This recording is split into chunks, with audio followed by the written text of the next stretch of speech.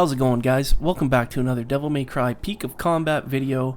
In today's video, we are going to do a first impressions and hands-on with the new hunter that just dropped, Mirage Slayer Vergil. So I don't know if you guys see my other video where we kind of did a bit of a speculation and trailer analysis on his gameplay. I think a lot of our assumptions kind of were correct. He does seem like a very simplistic hunter. Not a whole lot to him. Very simple moveset, but in this video we'll kind of break him down like we did in the other one with LS, where we're going to go through all his passives, kind of figure him out on paper, and then we'll take him through a little bit of content just to see what he can do. As you guys can see, I've got him to level 100 already. I've got him upgraded a little bit, SS+, and I've got his weapon maxed out. And I guess the reason I did that is because honestly, some of it, I did take a quick glance through his stuff already. A lot of his stuff seems really good on paper, and I just wanted to kind of give it a shot to see what kind of ceiling potential this guy has. And I gotta say, I have some mixed opinions about it, but we'll go through it. We'll go through it, and I'll kind of explain to you some of the pros I'm experiencing, some of the cons. So yeah, let's just dive into it here. So I'm just gonna start on his I'm gonna start at the B rank, because even though when you pull him you start at S, it's also important to see kind of what he does as a character. So we're gonna start at B.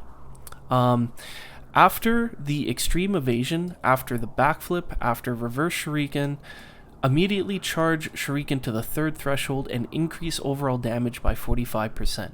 So that's actually quite a big number. Unfortunately, this is actually an interesting mechanic. So a lot of people are saying this hunter is kind of got a boring playstyle. I have to agree. I think he's only got like 3 or 4 moves that you can do. Basically his normal attack, his style attack, and his and where you hold it down, and that's what this is, the reverse shuriken. So that's the big shuriken that spins, the one that you hold down and charge. That's what they're talking about. But in this case, they're actually talking about I'm going to put up a training video of this hunter like I do with all my other hunters, so you can check it out in that video. But basically what they're saying is, when you hold down the character's attack button to do the reverse shuriken, he actually does like a little bit of a backflip or like a backstep move, a back dodge. If you time it correctly for when an enemy's about to hit you, you'll actually do like his own form of an extreme evasion off that move, and it'll instantly charge the shuriken to the max threshold, the third threshold, and throw the shuriken out.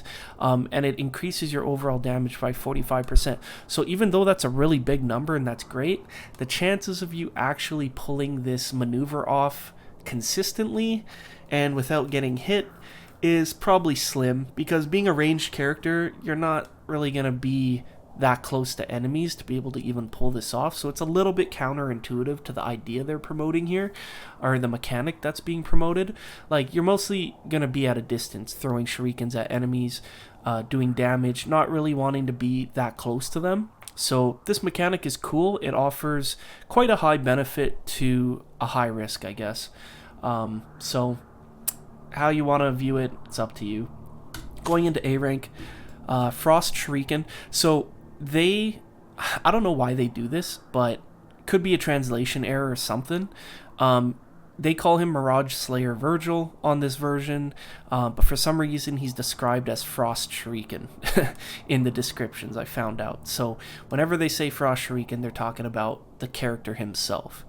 So Mirage Slayer can additionally remove 10% of the target's shield, gain an additional 20 MP when Mirage Slayer hits a target, effective even when devil triggered, cooldown 1 second.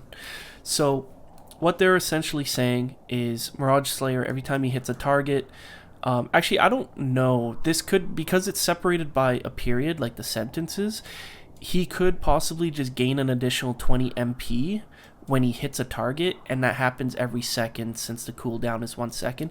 I don't know if he actually removes 10% of the target's shield every second as well. Maybe that just happens once. Not 100% certain there. But still not bad. I like that mechanic in general, just literally just deleting the enemy shield by a certain percentage, which is kind of cool. And we'll probably see it scale up as the rankings go up. Going into S rank, so this is what you start at when you pull the character. So you get all of those passives along with this one. Gain a stack of Lifted Spirit. Each time, so this is what Lifted Spirit does. Each time a mini shuriken hits a target, so that's basically his normal attack, increasing the damage the target takes by 1% and can stack up to 30 times. So he has a little bit of a build up here. So what you're basically doing in a battle is you're going to be charging up your shuriken for the reverse shuriken to have that come out, because it's going to spin and it's going to suck in enemies. And then you're probably going to want to start spamming some of your normal attacks, because that's going to start building up this this stack up to 30 times, which will give you 30% damage to the target that it'll take extra. So or did I read that wrong? Each time a mini shuriken hits a target, increasing the damage the target takes by 30% once you get that stack built up. So the target will take 30% extra damage once you get that filled up. And the only way to fill that... You know what? Actually, that's... Oh yeah, it says right here, each time a mini shuriken. So this won't stack up. If you throw your reverse shuriken, the big shuriken, and it's spinning and hitting the enemies, it's not going to build up this stack, so you have to use your normal attacks to build up this buff, or this debuff on an enemy. Moving into S+, after breaking a shield, increase crit rate and crit damage by 15% and apply a 10% ice penetration to the target for the next 10 seconds. So this is kind of cool, but just reading this off the bat, they should have separated the crit rate and crit damage, because crit rate 15% is a lot better than a 15% increase on crit damage. Like, it should have been like crit rate 15%, crit damage 30% or something, just because, you know, crit rate is a chance, whereas crit damage is a scalar. So anyways, just my opinion on that. Still really good to have crit rate and crit damage built into a character's passive, just like EJ had. So it just means that you're going to configure your cards differently. You don't have to... Well, it never hurts to invest in crit rate, but it's always nice to have that built-in crit rate so you can focus on more crit damage, as that high percent is going to scale way better, especially if the hunter already does huge damage. That crit damage percent is going to scale off high damage and become way higher. So, and then I guess it applies a 10% ice penetration to the target for the next 10 seconds, so that's always good. Handy within a team environment as well to apply ice penetration. Going into SS, extend the duration of reverse shuriken and adds a pulling effect. Okay, so sorry, I had mentioned earlier about the reverse shuriken pulling. I guess that's not a thing until you get them to SS rank. But yeah, still really handy. That means that now as a hunter, he has the ability to group hunters together. It's a little bit weird. Like, it's good that a hunter can have this as a standalone unit, but the team he belongs in is Ice, and you have characters like Destined Executioner, Dante, DE, which... his whole thing is grouping enemies. So even though it's cool, you're probably grouping enemies with DE, then swapping out to Mirage Slayer. So having that pulling effect isn't really necessary if you're pairing him with someone like DE, since he'll probably do a way better job at grouping enemies in, because you can move around and pull enemies in together anyways. So cool effect to have, though. You know, it depends on the content you're doing too. A lot of team content, you got to think of the team environment. Content like raid bosses, Bloody Palace, where you can either run solo or run in a team environment, is going to change up how you play and how you view some of these rank ups and passives and the value of them. Moving on to SS+, Mirage Slayer can additionally remove 20% of the target's shield, gain an additional 45 MP when Mirage Slayer hits a target. So building up upon the earlier passive, looks like now you're able to remove even more percentage of the target shield instantly, which is cool. And you gain more MP to build up that MP quicker, so you can activate Devil Trigger more and more times as quick as possible. SSS, After Reverse Shuriken hits a target, apply a 30% ice penetration on the targets for the next 10 seconds. So I kind of feel like this should just kind of come with the character earlier in his ranks. I mean, it's good, but I don't know if like it's that good for an SSS, class in itself. But it is what it is. After Reverse Shuriken hits a target, apply 30% ice pen on the targets for the next 10 seconds. So, still decent. SSS Plus, Mirage Slayer can additionally remove 30% of the target shield, gain an additional 75 MP when he hits a target. So again, just adding on to the prior passive. Like I said, it's kind of interesting. A lot of these hunters seem to be coming with passives that just delete enemy shields. We've seen it with LS, basically just straight up ignoring enemy shields, which makes them really good. God damn it, I hate it when this happens. I'm clearly clicking on stuff and doing things, and it still views me as inactive. This game, man. Alright, let's get back into it here. Where were we? SSS? No, we're at SSS Plus. Okay, yeah.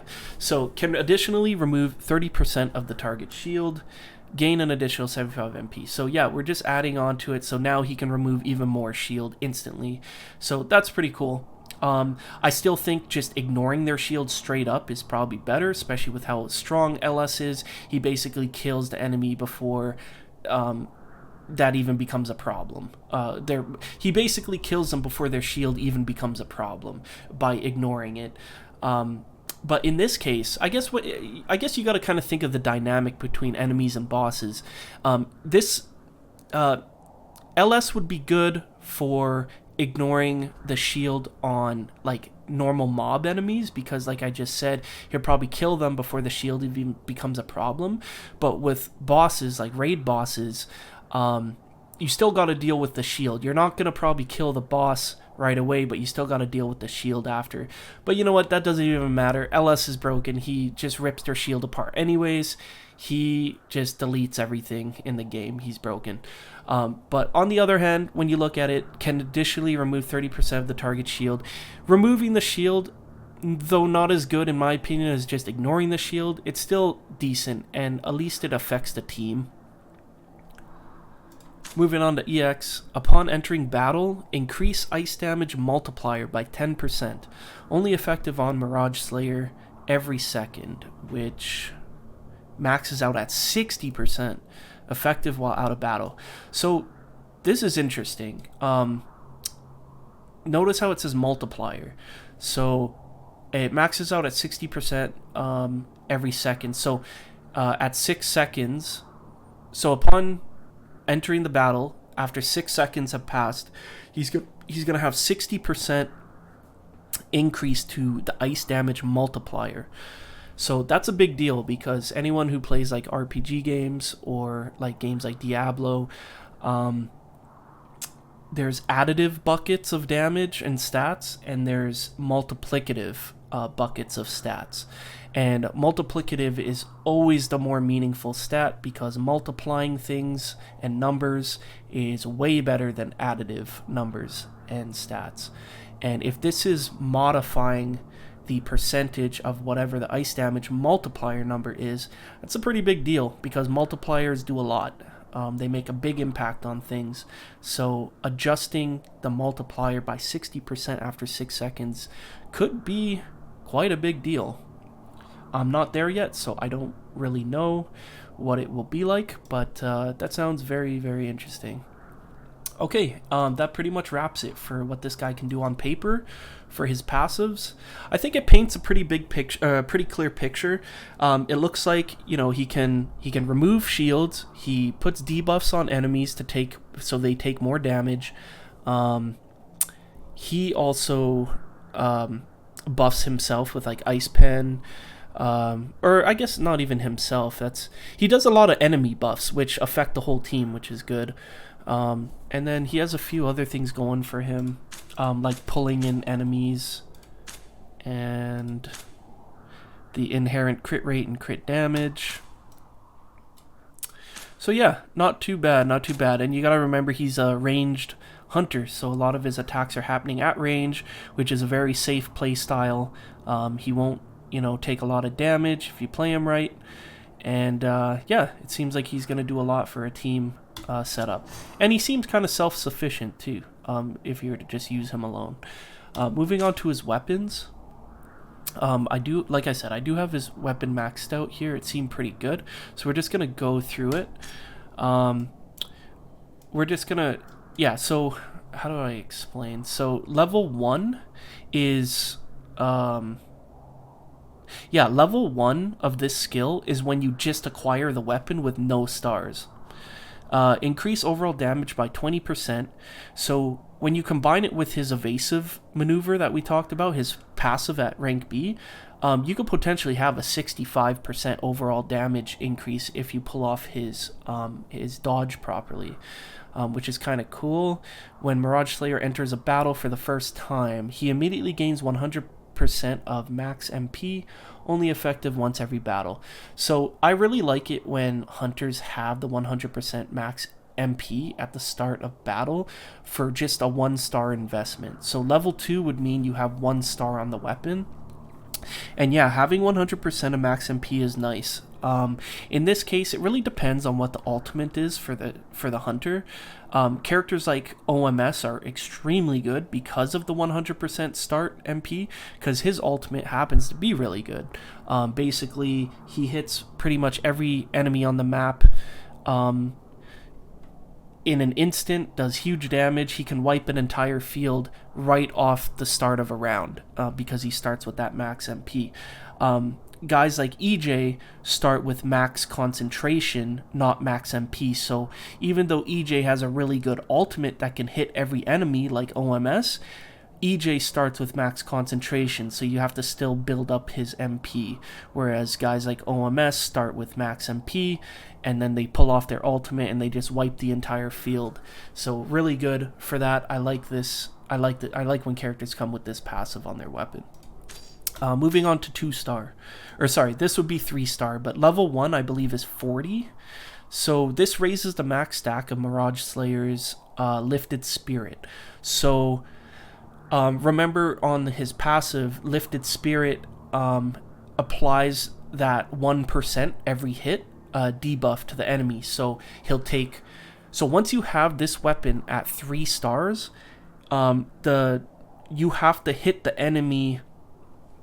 You have to hit the enemy 50 times for them to start taking 50% more damage taken. So I don't know, like Mirage Slayer, his normal attack spam, I think he throws like 3 or 4 shurikens in one attack, and he can do like 2 or 3 attacks in the air or on the ground. So it adds up pretty quick, but 50 is kind of a high number to get that full benefit. So it requires a little bit of a build up and investment to get to this stack. So take it how you will. I guess characters like LS also have a build up with their Void Slash, but at least the Void Slash just straight up hits all enemies and can infinite stagger or stun lock enemies and bosses, giving you that breathing room you need to pull off Deep Stinger, which just literally deletes everything. But yeah, don't know how I feel about that. It's good on paper, but in reality, it's going to probably take a little bit to get to 50. So it's good and bad. Level 4. When Mirage Slayer activates Devil Trigger, immediately remove 50% of the target shield and increase all skill damage by 50%. So that sounds really, really good. Immediately remove 50% of the target shield just by going Devil Trigger. Can you imagine doing that in like a raid boss? You could just delete 50% of their shield just by activating Devil Trigger. And then on top of that, you get a 50% boost to all skill damage, which is a big deal. So that's a great investment. Or sorry, not investment. That's a great passive, but obviously that's a heavy investment to get a weapon to 4 stars just to get that. So don't know if it's worth it or not, but I got it. So we'll figure out if it's worth it or not here. So yeah, that's our breakdown of the character's passives from all his ranks and then a breakdown of all his weapon passives as well. Of course, everything is on paper. It's one thing to paint a picture of everything on paper, but sometimes things are different when you actually take him into game and actually start playing as him. You start to see like what things actually work, what things actually don't, and that's probably what we're gonna do next right away here. I just wanted to quickly talk about this update. It actually removed the level 80 cap and increased it to 100 for all hunters, and it also increased the level cap from 80 to 100 for all weapons. Getting the hunters to level 100 isn't so bad because it just requires items like your XP gems. So that's not too bad. If you've been a long time player like me since launch, you probably have a decent stack of them sitting around, so it's not too bad to get all your hunters up to level 100, just because it just takes XP gems. The hard part is going to be getting your weapons to level 100. It's quite the steep investment going from 80 to 100. First, they're asking for... let me just pull it up here. They are asking for... Do I even have any? Where are they? I'm just missing it. Yeah, sorry, it was right here. I'm blind. They're asking for more Eye of Destructions, which are pretty hard to obtain in the first place. I think I maxed out 4, 5, or 6 of my best hunter's weapons, and it took me from like 120 of these down to 36 now. So it took quite a bit of these, and it takes a ton of your red orbs too. I'm talking from 80 to 90 to 100. I think it's asking for like 6 million red orbs. So yeah, red orbs have become a hot commodity. They always kind of were, but even more so now. Probably the single most hottest commodity next to the Eye of Destructions. As you can see, skill books are kind of just... They need to figure out, like, they need to make a couple sinks in this game for some materials that you just end up having unnecessary stockpiles of them, and you can convert them or trade them in for something else. Would be nice. But yeah, red orbs are hard to get now. I'm sorry, not hard to get, but they're so steep, getting your weapons leveled up, so that's tough. But yeah, I want to show you guys some gameplay in Bloody Palace. So right now, I tried to give him a shot. You guys know me and my content. I like running Hunter solo. I just find it more entertaining. I'm pretty sure if I added in DE and FG here to buff him even further, I'm pretty sure I can get some pretty amazing runs. But I always like to run the Hunter solo just to see what they can do alone. And right now, a little bit disappointed with what he can do compared to like LS or even EJ. Standalone, I thought he was going to be really good because at range you could just sit back and spam long-ranged attacks, but there's just some things that are off, and we'll go through it right away. I just want to quickly show you. Obviously, we went through the weapon. You guys know it's already 4-star. I don't have any of his runes at the moment. I just have my maxed out or my level 5 runes equipped for Eternal Nightmare EN. So I'm not really getting his damage bonus. I'm just getting the 60% bonus against chilled or ice targets. Still better than what I probably got for him right now in terms of runes. But for cards, I just equipped what I thought could work well. So 200% chill gauge efficiency. I tried to stack up a little bit of everything: crit rate, crit damage, attack, ice damage, overall damage, MP regen across the board. Obviously, you can't just pick and choose what cards you get in this game. Just sometimes you got to work with what you get. I felt like putting crit rate on him could be beneficial, because if you look at his stat, like 38% plus 15% gives us close to 40, or sorry, like over 50%, and then with crit damage being somewhere around 74% there, he's gonna he's going to be critting a lot, and he hits the enemies a lot with his shuriken and his spinning shuriken, so crit rates are going to be proccing quite a lot, which is going to activate the bonus damage from crit damage. I could probably swap this for a crit damage card, but you know, it's kind of early for me to say. I'll have to experiment. And you know, I might do like what I did with my LS video. I did a 3-part video. Basically, you guys will always get the trailer analysis of a new hunter, because it's always exciting. We're seeing a new hunter for the first time. We're kind of seeing what they can do and just guessing and speculating on what they might be able to do as a character. So that'll always be a video. I'll always do a follow-up video, so like a first impressions and hands-on like this video is. But it doesn't always paint the whole picture, because sometimes you need time with a hunter, at least a week or two sometimes, to really get a feel for them, see what they can do, see the things that work, see the things that don't work. So if I find that this character changes for me in the next week or two to a point where like he's really good, or like something clicks that I didn't catch in this video, I'll definitely make a third video. But as it stands, I'll usually just make 2 videos. A third one will be warranted if the hunter ends up being something that I completely missed the first couple videos around, if that makes sense. Okay, enough rambling. I'm gonna bring him into Bloody Palace and just kind of show you, I'll do commentary as I play and just kind of show you some of the things I like and some of the things I dislike about this guy.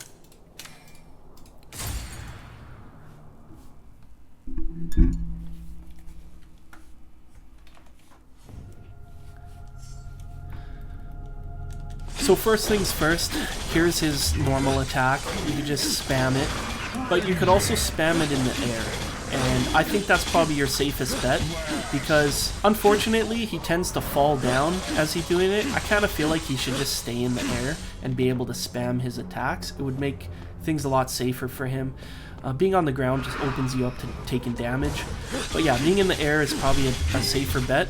But as you can see, not really a whole lot of moveset, just kind of spam, spam, spam. And then if you hold the button when you're on the ground, he'll do that back step and then into charge. Okay, so I'm gonna just pause it right there actually. So notice how he did a back step and threw the shuriken. I was logged on to the Banshee in the distance, and he ended up releasing his shuriken at the closer enemy. So I don't really know what that's about. It seems a little bit buggy. I'm constantly having some mixed results. It kind of seems like the shuriken gets confused sometimes and doesn't know where to go, and unfortunately that hampers a hunter. Like that, having inconsistencies with a hunter like that is not really beneficial at all, because you want to be in control when you're playing. You want to know that every input you make is going to do something intentional, and when the game decides to just kind of have a mind of its own, that's when frustrations can build up, and that's when, I don't know, the game just kind of becomes lame, because you're doing everything right but the game just says nope. So a little bit frustrating, and that's one of the things, one of my gripes with this character is that shuriken seems to just sometimes not do what you want it to do, or it just simply breaks. Like there it's fine, but sometimes it just seems to miss target enemies. One thing I do like is you can stack these shurikens, so you max it out at 3. You can actually have 2 going at the same time. So let's say you release one, it doesn't just delete the one that you had previously. They actually stack on each other, which is nice. But from what I can see, it doesn't seem like you can have 3 going on at the same time. The first one seems to always end before you can get that third one out. So at most, it looks like you could only have 2 going at the same time. I do like the ability how it pulls enemies in and does constant damage. But in this case, you see how the shuriken went up and got the flying enemies? That's good, but I'm going to try to do an example in the next wave. But there's something that's been bothering me is if you do the shuriken on ground level, it will pull the flying enemies in. Let's see if I can get it to pull off here. So I'm going to target the conundrum, and I'm going to get the flyers to get sucked in. Notice how they get sucked in, but they don't suck downwards. So that's kind of annoying. It'll suck in the ground enemies, they'll get sucked in, but they don't come down. And that's kind of that's another thing that hampers the character's ability, is it'll suck the enemies together, but it doesn't bring them downwards, which is a little bit unfortunate. And then vice versa, if the shuriken goes up high, it's not going to bring the ground enemies up. So I feel like it should bring the enemies in the air down, just like Destined Executioner's grouping ability, or his whirlwind ability, brings all the enemies in and down. Unfortunately, this Vergil does not. Okay, another thing I want to show real quick here. See how it's just grouping them together? It's not really doing anything beneficial. You'd have to lock onto them, pull them in. See, it didn't even go up. I'm locked onto the choir and it didn't even go up. So, just kind of seems a little buggy and inconsistent. Not sure how I feel about it. So for instance here, it's going to suck in the enemies, but it's not going to suck in the top enemies. And another thing that I don't really like is, you want to dodge away from the enemy, right?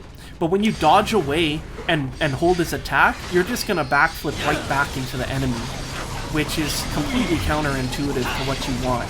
So you're trying to dodge away and then attack, it's just going to bring you back to the enemy and you're going to get hit. So another thing that just doesn't really flow well for me.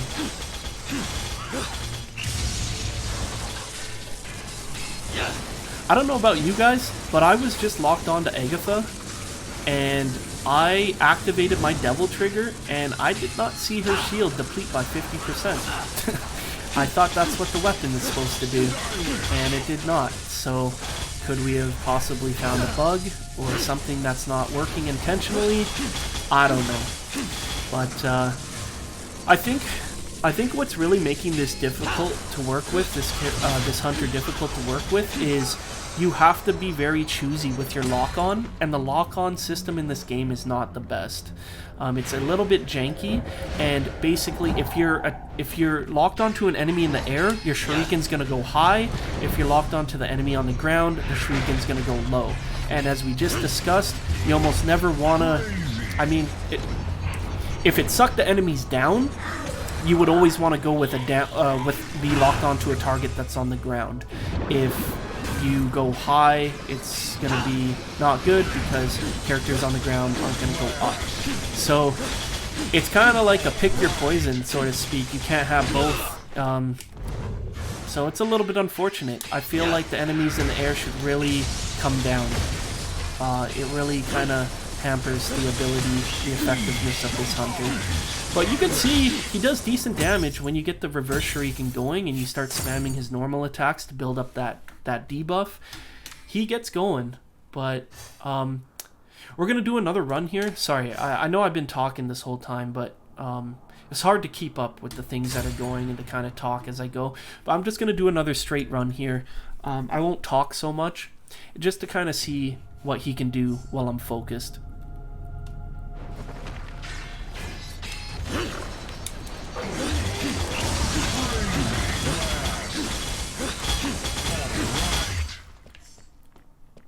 Yeah, so he can melt. The dude can melt. I just don't know if he's going to be able to melt like LS. Like, LS set a pretty high bar for what he can do as a complete hunter.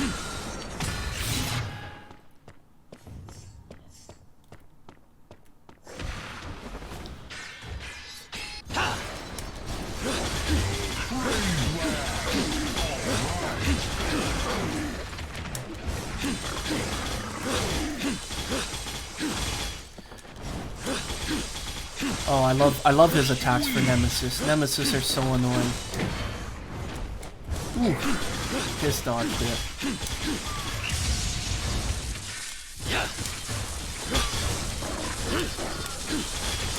Whoa. Yeah, I mean, that took a little longer than it should have.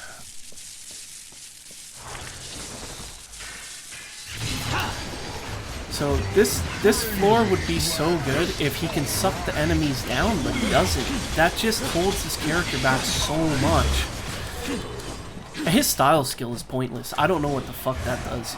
Like, unless it applied a certain debuff on them, I don't know why you would ever use his style skill. I don't know what it does.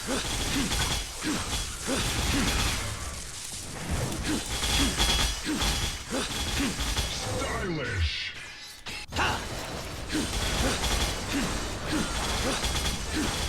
I don't know. I have mixed feelings with him. Like, sometimes he just absolutely melts these guys, but sometimes I'm just feeling like he's not.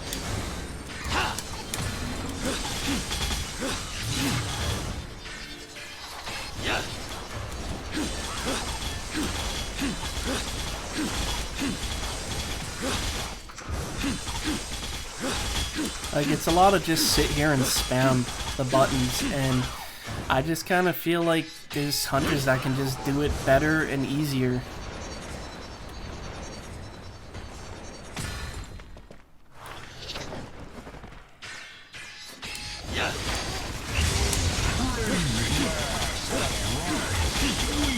I had the disengage lock on there just to target the flyer, bro. Like, I don't know. I don't know how I feel about that. It's Go to hell. It's kind of annoying. It really detracts from this hunter. It should suck in everything, not just, yeah, it should bring the aerial enemies down. That's a big hindrance. That's probably my most disliked thing so far. It makes no sense. It should bring everybody in.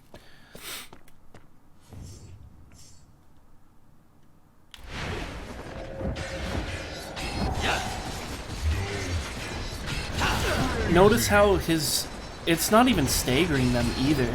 And that's one thing LS has. Like, LS is just such a complete kit in that regard. The fact that he can stun lock even bosses in their spot. He has grouping, he has AoE, he has huge damage, he has single target, he has like everything.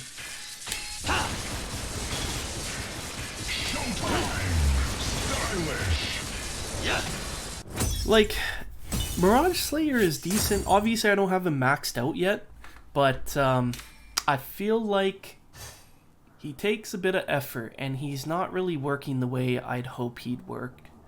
So, a little disappointed. A little disappointed. I don't expect every hunter to come out to beat the previous one. Obviously, there's always going to be a best. Overall, by no means is he terrible or bad. I'm not saying that at all. But just a little underwhelming, I guess. Very simplistic move, play style, boring, and the things that make him good just kind of, they look good on paper, but they don't seem to translate well in game. His reverse shuriken should be sucking all the enemies down to the ground, leaving the enemies sucking the enemies in the air in, but them staying up is literally doing nothing because they're not getting hit. So it's kind of not really beneficial. And then you have to play with the lock on to try to get the targets you want, which already that system in itself is pretty janky. So that's just added frustration to mechanics that should just work in the first place. And then as you witnessed during those couple runs, his shuriken likes to just kind of have a mind of its own sometimes. Dodging away from an enemy attack just to backflip back into the enemy seems counterintuitive. I wish he backflipped in the direction you were I wish he would backflip in the direction you were pointing with your thumbstick. But he seems to just backflip based on the way he's facing.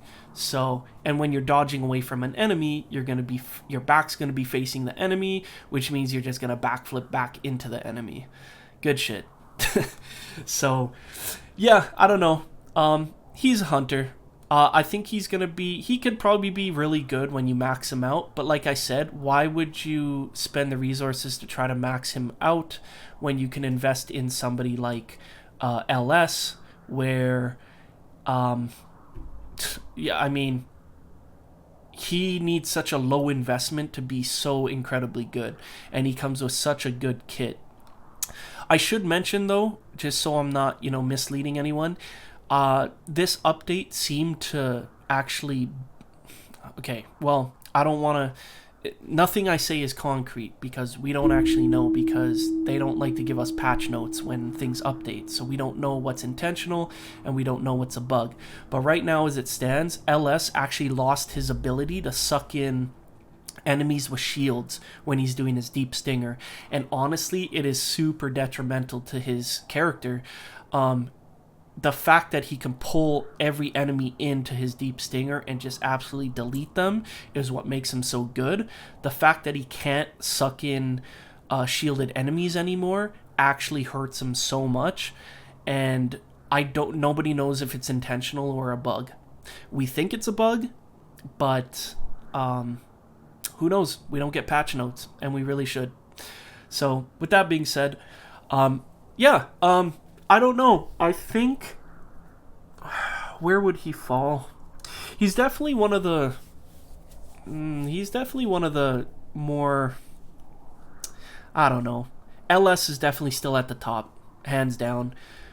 Best unit, LS. He requires the least amount of investment to be so good, and when you do invest in him, he just becomes absurd, broken. I'd still say EJ is second. MS is somewhere there. I would say CT, Count Thunder Vergil, is somewhere there, but it's been disproven. Like Hellseeker, is that her name? I can't remember. Let me just check. Yeah, Hellseeker lady, I believe. When you get or Hellshaker, sorry, I was getting mixed up with Legend Seeker.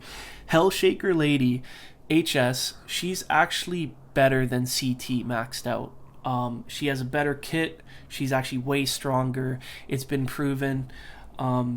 Yeah, so it's really hard to judge these Vergils all the time and compare them amongst each other, because there are actually other good hunters in this game. I wish I could max them all out and showcase it for you guys, but this game is, you can only invest in so much and get so much.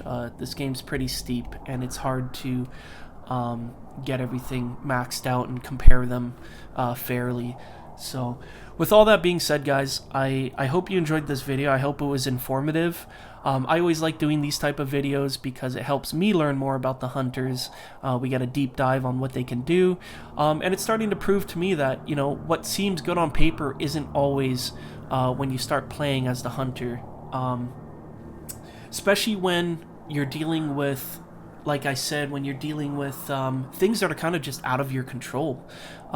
You intentionally do things, but the game just kind of decides to deny you, and that's always frustrating to deal with. And if a hunter is prone to have that happen to them a lot, then it really takes away from their true potential when the game basically is working against you. So with that being said, not a terrible hunter, but he's good. He's good. Like, he contends with a lot of the great hunters. All the hunters in this game are generally good when you rank them up and invest in them. So yeah. Alright guys, hope you enjoyed this video. Make sure to subscribe, leave a like, comment. I'm always reading all the comments. I try to respond when I can, and I have a few videos that I have in mind, so stay tuned, and I'll catch you guys in the next video.